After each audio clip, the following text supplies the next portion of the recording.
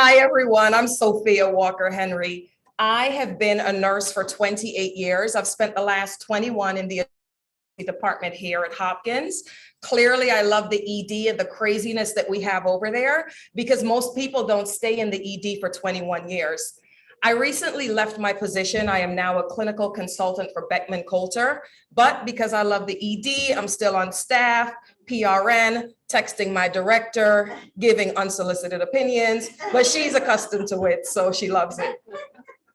I received my associate's degree in nursing in 1995 at a small historically Black college and university in Huntsville, Alabama, called Oakwood University. I grew up in New Jersey, and so I did my BSN at New Jersey City University. And I moved to Baltimore because I wanted to work for the #1 hospital in the country at that time.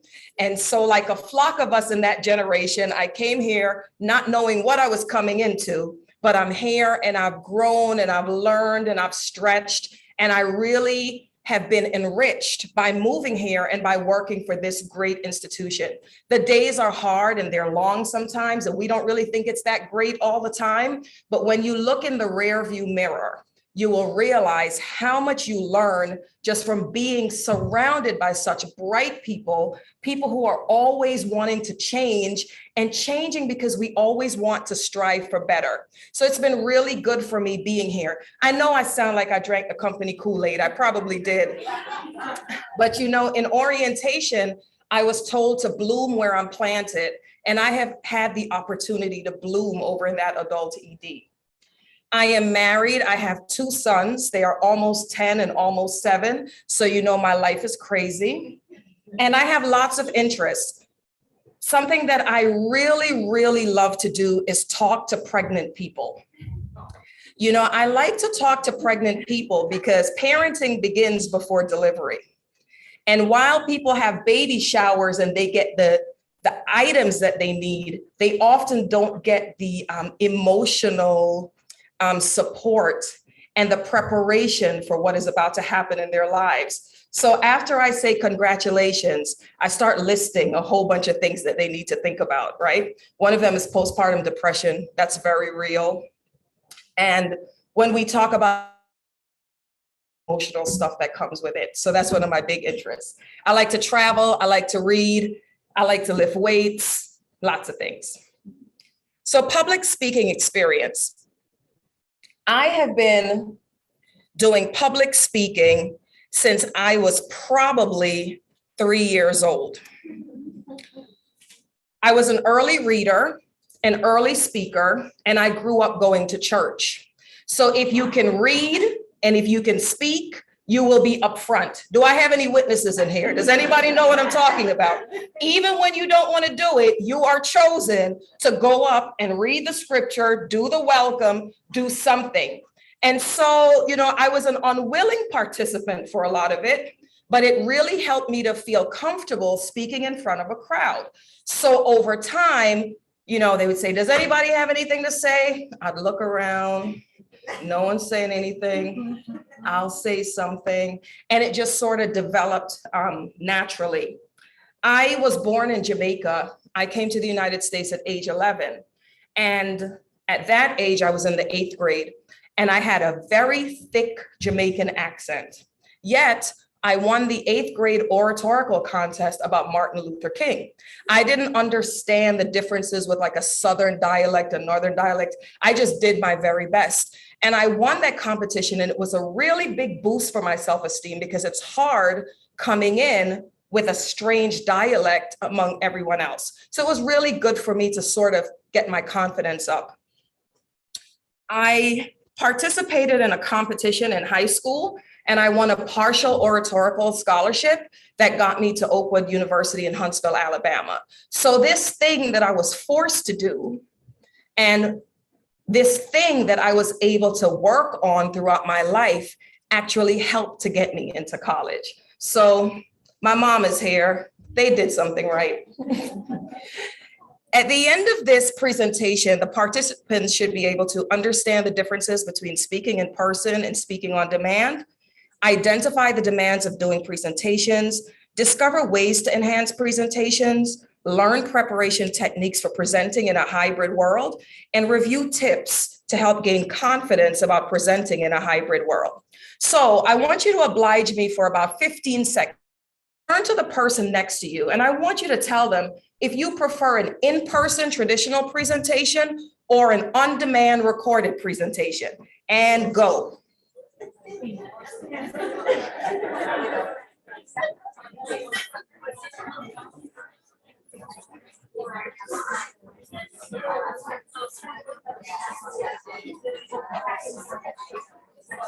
And we're at time.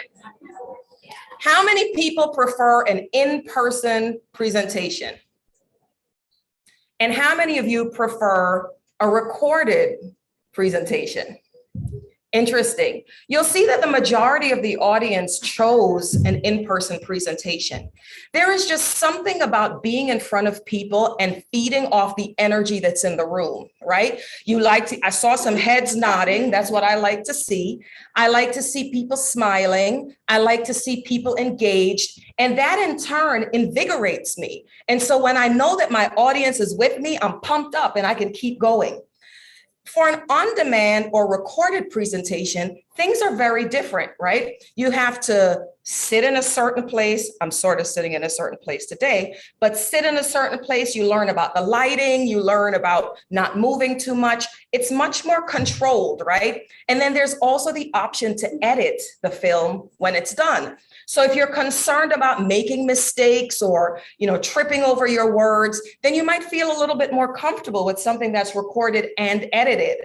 Now you have to realize that in this hybrid world, sometimes you're presenting in person and it's a live feed. So there's no chance for you to have something edited. So there's that to factor in as well. So right here in the green, I did a full in-person presentation at ENA 19. Guys, this was a good one. My topic was blowing up triage, and that's my subject matter expertise, triage. So we talked about blowing up triage. I talked about all the things that we did in the adult ED to improve the triage process. I was at ENA. I was with the Emergency Nursing Association. I couldn't have handpicked a better audience. They understood what I was talking about. They were nodding. They were commiserating with me because they had experienced everything that we had experienced as well. So as I was talking, they were like, yeah, it was great. Energy was on point. It was a 7:15 a.m. presentation. When I saw that time period, I said, who set me up? Who's going to be at a conference at 7:15 a.m.? 700 respondents to the survey, right? And of the 700 respondents, 575 strongly agreed that I was knowledgeable. 557 said that I was free from bias. 554 said effective, and 555 found it pertinent. I had the best audience for the topic. Now, in the other presentation, that was a very difficult presentation for me. The title was In Search of the Promised Land, A Nurse's View on Race, Racism, and Our Future Together. It is very difficult for me to talk about race to an audience. It's uncomfortable. The butterflies never leave my stomach. I want to speak my truth, but I don't want to offend. I want to teach, but I don't have the extra time afterwards to do some explaining. And so it's very difficult for me. I, decided to be a big girl and still apply to do this, and I was accepted. I was really motivated by a blog article that I read from some folks over at the School of Nursing. And the title of that article was Who's Caring for the Black Nurses?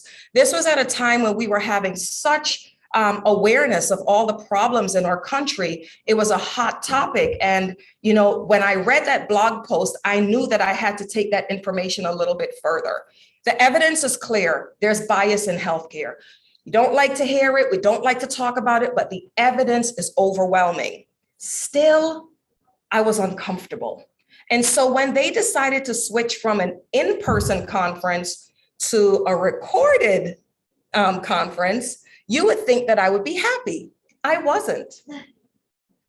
Remember, I feed from the audience, and I like to see people who don't look like me agree that we have a problem, because most of the people who look like me know that a problem exists, right? And so I needed that energy from the audience. I needed to feel my allies out in the room, and I didn't have it in this recorded conversation.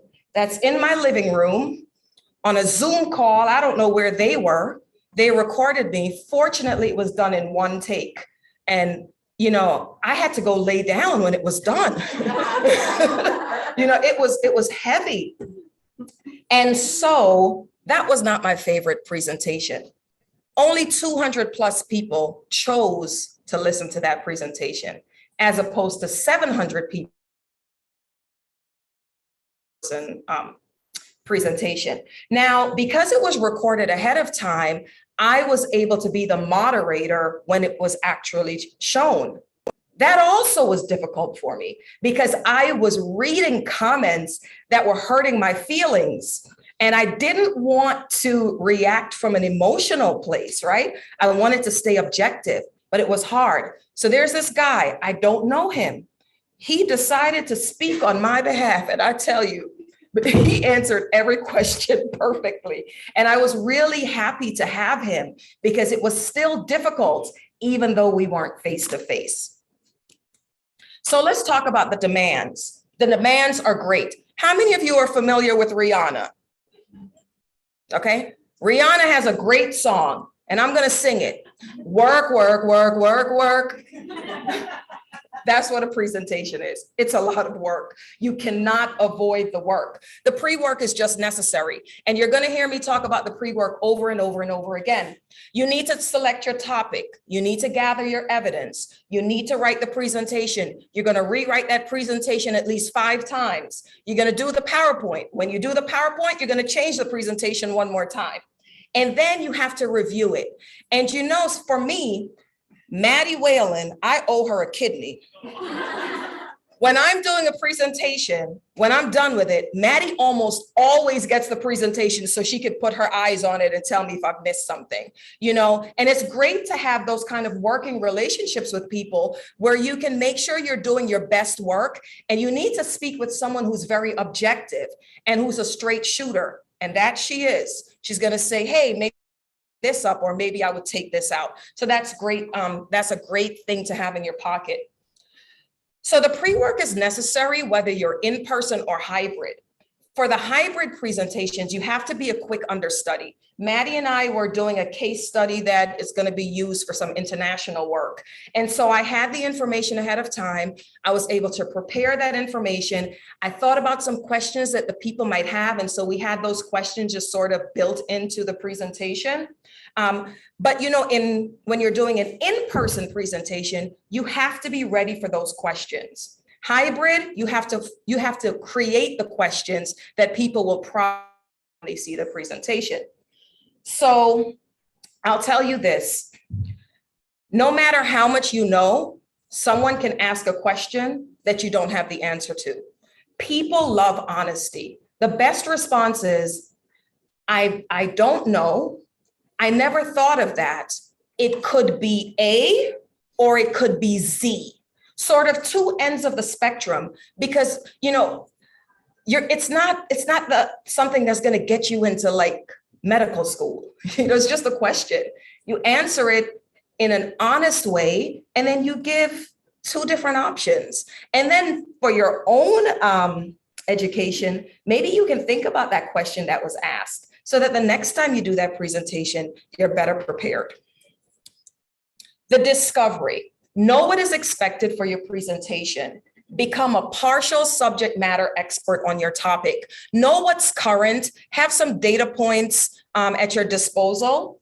Pre-work is necessary, and objectively review your graphics. For me, when I did ENA 2019, the graphics were horrible. The people could not see. I had too many bar graphs on one slide, so it went right over their heads. Even as I was trying to explain it, I had to keep apologizing because I knew they couldn't see what was on the screen. So I learned from that. And if I'm going to include any type of data, it's just one data point on each slide. For me, I am not a clip art person for a big presentation. I led a group, the shift coordinator group in the ED, and when I was doing our monthly meetings, then I had clip art on it that we could all get a good chuckle out of. But in a big presentation, I don't do clip art. I've seen people do it. It's been appropriate. It's been funny. It does not match who I am. And what I want to do is bring my authentic self, right? I don't do it. This presentation, we were in Cambridge, England. That's Kat in the flowerful, in the colored top. She is the triage coordinator now in the ED, and Heather Gardner, who is the nursing informatics specialist over in the ED. So I'm telling you, when you want to do something and you're at Hopkins, you just need your leaders to get on board, and it opens up so much for you. So many opportunities are here. So the deployment. I said it a million times, the pre-work is important. Practice, practice, and practice again. Let me tell you, if you saw me practicing for the ENA presentations, you would think I was a crazy person. There's a great park in Columbia, Centennial Park. I would go and do one loop around and then sit under a tree. And I would just read the presentation out loud, just practicing over and over again.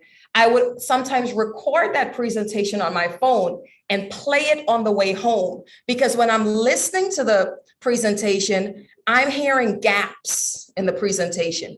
I'm hearing what landed well. I'm hearing what needs further explanation. And then that allowed me to edit my presentation until I gave myself a cutoff where there are no more edits allowed.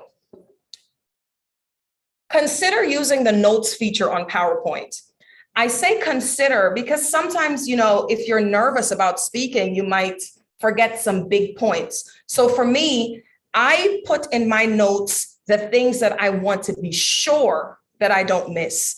I don't like to read verbatim from the screen, but with the notes, I'll remember to highlight certain parts of the presentation. Try not to clutter. I graduated with my master's in 2013. They told us over at the University of Maryland, no more than 5 points on each slide.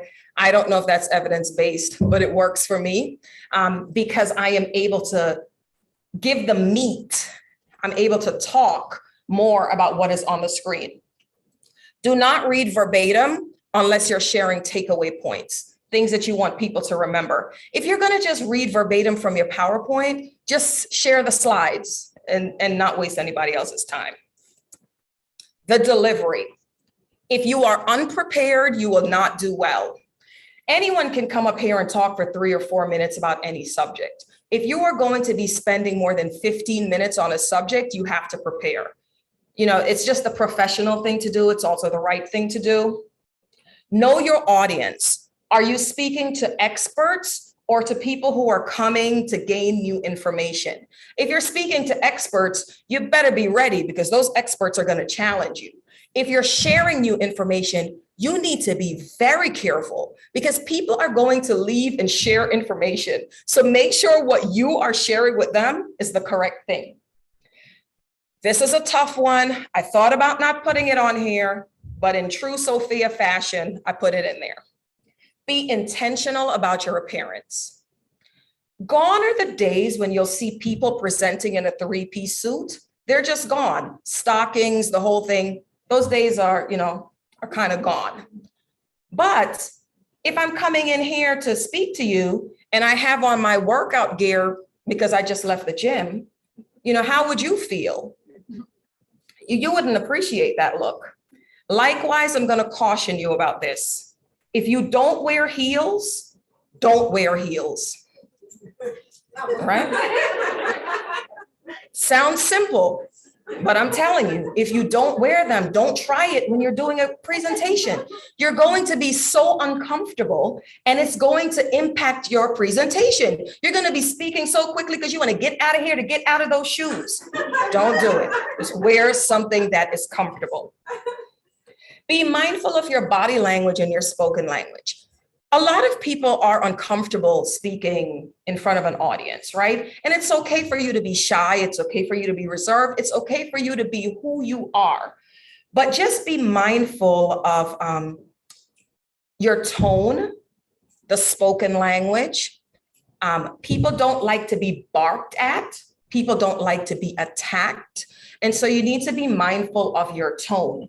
And in terms of the spoken language, there's a word called the vernacular. It means the language of the people. And sometimes it's great to include the vernacular in your speech, but you need to make sure everyone in the room understands what you're talking about. Just like when I asked, how many of you are familiar with Rihanna? That's because if no one in here knew who Rihanna was, and I sang work, work, work, work, work, you would say, what on earth is this lady talking about? And so you have to really kind of balance something cute and funny with a definition.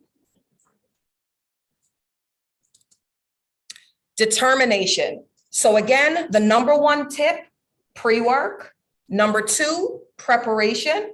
Number three, practice. Number four, push through. You can do it. You've prepared, you've done all the work. Most audiences are really kind and they're rooting for you. They want you to do well. And, I often start a presentation saying, guys, I'm a little nervous today. Just bear with me. I'm going to get through it. And people want you to do well. And you will see some supportive smiles and faces in the audience who are really just being champions. So in conclusion, aim for precision in everything you do, but realize that the impact of your presentation matters more than the precision, right? What you're sharing needs to hit the point. You need to hit those points so that people understand what you were talking about. What I have done throughout this presentation is something that's a best practice. I've woven personal stories into the presentation so that you have something to hold on to. Right? If I just came up here and read these things, it wouldn't mean as much, and it wouldn't give a smile or a giggle or a head nod because you have also had that same experience. So when you are talking about something, try to put in a personal story that the audience can relate to. I told you before that people are rooting for you, even online, they're rooting for you as well. You just can't see them and feel it, but people really want us to do well. Try to become a subject matter expert on something, and you can start small on your unit. What is one thing on your unit that you really care about that you can talk to your colleagues about, right? You start with that small audience and then you build your audience. And then next thing you know, you're here talking at Shine about how to do presentations. Thank you.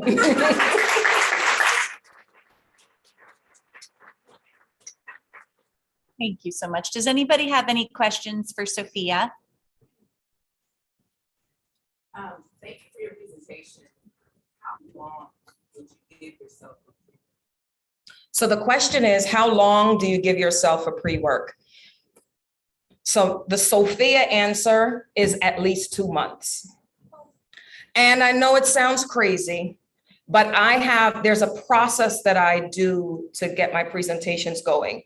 You remember in school, I'm sure it has a name and I don't remember it. You would put the subject in the center of the circle, and then you have those lines coming across, and then you just put all the things that you want to add. That's how I start. So I start on paper. And then after that, I gather my evidence, right? And the evidence is great. I like gathering the evidence because it means that I'm not the only person who had this idea. And so the gathering of the evidence is fun for me. And then I put it together.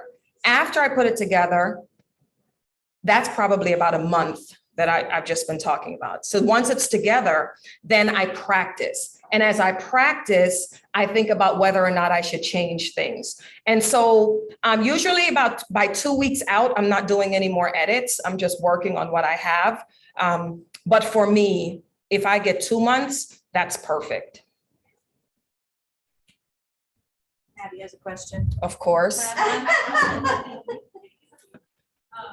you said that in that one presentation, you had put a whole bunch of graphs on it. You realized in hindsight that isn't the best way to convey information. So do you have any advice about conveying that bar graph, that chart, without actually having to put up all of the data points? So the question was regarding graphs on a PowerPoint, do I have any suggestions on how to present that in a better way? I will say that you can have one bar graph up and just explain that one bar graph. You have to really contain yourself in that moment because you want to go on and share all the information and we did this and then we did this. And it's just too much. All that other information into your presentation. And when the bar graph is up, that's something that you should only talk about right in that moment. You have to contain yourself because the bar graph usually shows something, right? Something that's of great interest. And you want to just keep going and going. You have to really hold off, explain the bar graph, and maybe on the next slide, do a lot of explaining. PowerPoint is for sure one of the main things I've seen is to share information. Have you used or have you seen in other conferences ways that people have shared their information from PowerPoint? So the question is, have I seen other types of presentations? I have, and they are beautiful. They are awesome. It's engaging, but I'm not an expert. And what I am not willing to do is experiment. You know, I'm conservative, I'm a traditionalist. I'm going to stick with what I know. If something else comes around that I am able to grasp, then I'll do it. I don't know what it's called, but have you guys seen those presentations? It's like a cartoon hand and it goes up and it draws. It's so cool. It's so not me.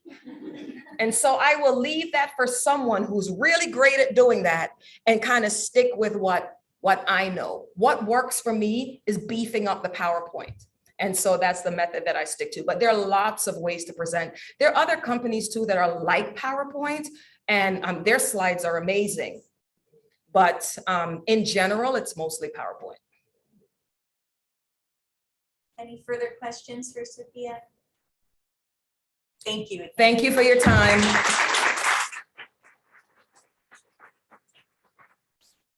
That concludes our oral presentations for today. And thank you so much for our virtual audience. I do have some further comments for our in-person audience here at Johns Hopkins Hospital, but to our virtual audience, thank you so much for attending and keep on shining. For my in-person audience, please stay again to go look at posters, and there's, I think, coffee, tea, and some snacks and refreshments available to you. And at 12:30, we are actually going to have a performance from a visiting choir from Peabody here in the concourse. So, and please also, if you have peers or leaders that somehow missed the plethora of marketing information that went out about Shine, text them right now and say, pop over even for 10 minutes to give our poster presenters a chance to share their work with an audience. So again, thank you all so much for attending this morning. We appreciate your support. Have a great day.